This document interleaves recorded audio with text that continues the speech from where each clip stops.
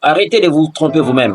Vous serez toujours les résultats des pensées que vous avez emmagasinées au-dedans de vous. Vous ne m'avez pas compris, restez connectés.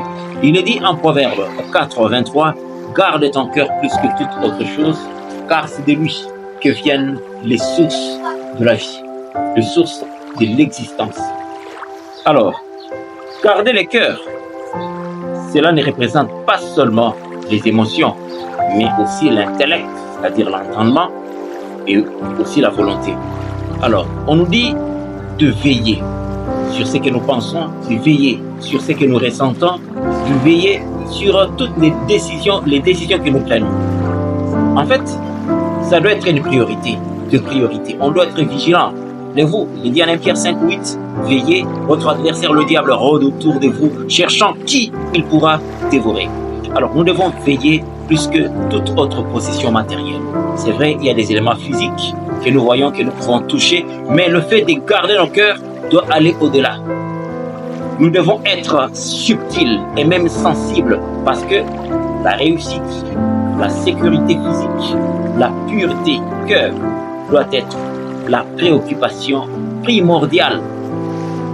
Donc, ici nos actions, nos paroles et même les décisions qui découlent de l'état de notre cœur doivent être vérifiées. C'est très important pour notre équilibre. Parce qu'une personne qui ne vérifie pas ces éléments, il va voir ses actions être compromises. Donc, nous devons éviter les influences négatives. Nous devons éviter les fréquentations mauvaises qui pourront facilement nous suivre. Regardez ce qui s'était passé avec Moïse en Psaume 5:6 au verset 33. On vous dit que si Moïse a succombé, c'est à cause de l'influence négative des gens qui l'entouraient. Psaume 5:6, 33. Donc, nous devons vraiment méditer sur la parole de Dieu, que les Écritures affectent nos cœurs, et surtout, ne pas nous laisser emporter par la colère, ne pas nous laisser emporter par la jalousie, ne pas nous laisser emporter par l'amertume. Parce que si ces choses nous dominent facilement, les résultats seront visibles à l'extérieur.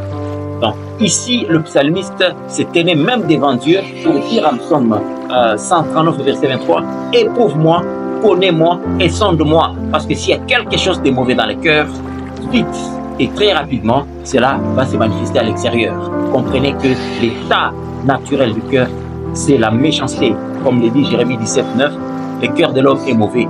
Qui peut le connaître ?» Ça, c'est tout ce qu'il dit.